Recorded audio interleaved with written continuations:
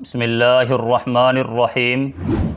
حکیم الامت حضرت مولانا اشرف علی صاحب تھانوی رحمۃ اللہ علیہ ایک مرتبہ سہارنپور سے کانپور جا رہے تھے۔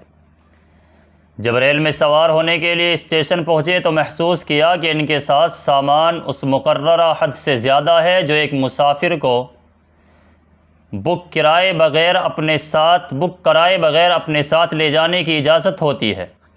چنانچہ وہ اس کھڑکی پر پہنچے جہاں سامان کا وزن کر کے زائد سامان کا کرایہ وصول کیا جاتا ہے تاکہ سامان بک کرا سکے۔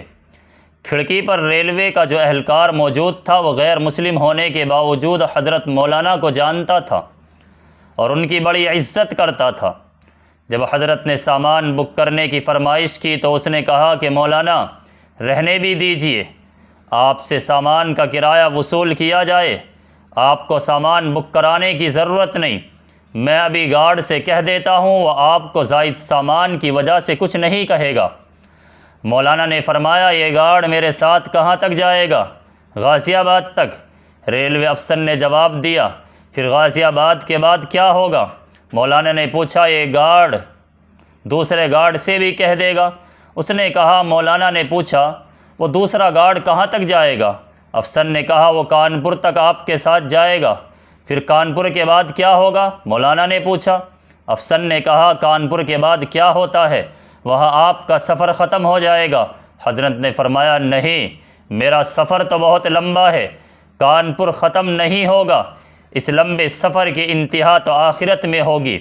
یہ بتائیے کہ جب اللہ تعالیٰ مجھ سے پوچھے گا کہ اپنا سامان تم کرایہ دیے بغیر کیوں اور کس طرح لے گئے تو یہ گارڈ صاحبان میری کیا مدد کر سکیں گے؟ پھر مولانا نے ان کو سمجھایا کہ ریل آپ کی یا گارڈ صاحب کی ملکیت نہیں ہے، اور جہاں تک مجھے معلوم ہے ریلوے کے محکمے کی طرف سے آپ کو یا گارڈ صاحب کو یہ اختیار بھی نہیں دیا گیا کہ وہ جس مسافر کو چاہے ٹکٹ کے بغیر یا اس کے سامان کو کرائے کے بغیر ریل میں سوار کر دیا کریں۔ لہٰذا اگر میں آپ کی رعایت سے فائدہ اٹھا کر بغیر کرائے کے سامان لے بھی جاؤں تو یہ میرے دین کے لحاظ سے چوری میں داخل ہوگا اور مجھے اللہ تعالیٰ کے سامنے اپنے اس گناہ کا جواب دینا پڑے گا، اور آپ کی یہ رعایت مجھے بہت مہنگی پڑے گی۔ لہٰذا براہ کرم مجھ سے پورا کرایہ وصول کر لیجئے۔ ریلوے کا وہ اہلکار مولانا کو دیکھتا رہ گیا، پھر اس نے تسلیم کیا کہ بات آپ ہی کی درست ہے۔ بات دراصل یہ ہے کہ چوری کی قانونی تعریف خواہ کچھ ہو، لیکن گناہ و ثواب کے نقطۂ نظر سے کسی دوسرے کی چیز اس کی آزاد مرضی کے بغیر استعمال کرنا چوری ہی میں داخل ہے۔ حضرت صلی اللہ علیہ وسلم نے 10 احادیث میں مختلف انداز سے یہ حقیقت بیان فرمائی ہے۔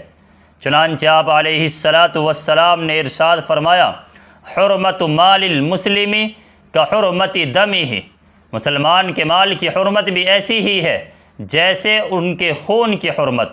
واضح رہے کہ حدیث میں اگرچہ مسلمان کا لفظ استعمال کیا گیا، لیکن دوسری احادیث کی روشنی میں مسلمان حکومت کے غیر مسلم باشندے جو امن کے معاہدے کے ساتھ رہتے ہوں، یا اس غیر مسلم حکومت کے غیر مسلم باشندے جس کے تحت مسلمان پرامن طور پر رہتے ہوں، ان کے جان و مال کا احترام بھی اتنا ہی ضروری ہے جتنا مسلمان کے جان و مال کا احترام۔ لہٰذا اس کے علاوہ بھی بہت سی احادیث ہیں جن کے اندر اللہ کے نبی علیہ السلام نے یہ ارشاد فرمایا ہے کہ کسی مسلمان کے لیے حلال نہیں ہے کہ وہ اپنے بھائی کا کوئی مال ناحق طور پر لے، اس لیے کہ اللہ تعالیٰ نے مسلمان کا مال مسلمان پر حرام کیا ہے، اور اس کو بھی حرام قرار دیا ہے کہ کوئی شخص اپنے بھائی کی لاٹھی بھی اس کی خوش دلی کے بغیر لے۔ ان تمام احادیث میں حضرت صلی اللہ علیہ وسلم نے یہ بات واضح فرما دی ہے کہ دوسرے کی کوئی چیز لینے یا استعمال کرنے کے لیے اس کا خوشی سے راضی ہونا ضروری ہے۔ لہٰذا اگر کسی وقت حالات سے معلوم ہو جائے کہ کسی شخص نے اپنی ملکیت استعمال کرنے کی اجازت کسی دباؤ کے تحت یا شرما شرمی دے دی ہے اور وہ دل سے اس پر راضی نہیں ہے تو ایسی اجازت کو اجازت نہیں سمجھا جائے گا، بلکہ اس کا استعمال بھی دوسرے شخص کے لیے جائز نہیں ہوگا۔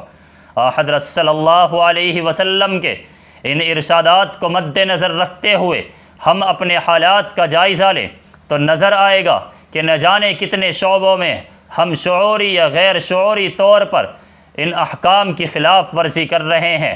ہم چوری اور غصب بس یہی سمجھتے ہیں کہ کوئی شخص کسی کے گھر میں چھپ کر داخل ہو اور اس کا سامان چرائے یا طاقت کا باقاعدہ استعمال کر کے اس کا مال چھینے، حالانکہ کسی کی مرضی کے خلاف اس کی ملکیت کا استعمال کسی بھی صورت میں ہو، وہ چوری یا غصب کے گناہ میں داخل ہے۔ اس قسم کی چوری اور غصب کی جو مختلف صورتیں ہمارے معاشرے میں عام ہو گئی ہیں اور اچھے خاصے پڑھے لکھے اور بظاہر مہذب افراد بھی ان میں مبتلا ہیں، ان کا شمار مشکل ہے۔ اس لیے میرے بھائیوں، ان تمام چیزوں سے اپنے آپ کو بچانا چاہیے جو چوری کے درجے میں آتی ہیں یا ناحق اس کی مرضی کے بغیر جو ہے کسی کا مال استعمال کرنے کے درجے میں آتی ہیں۔ اللہ عمل کی توفیق عطا فرمائے۔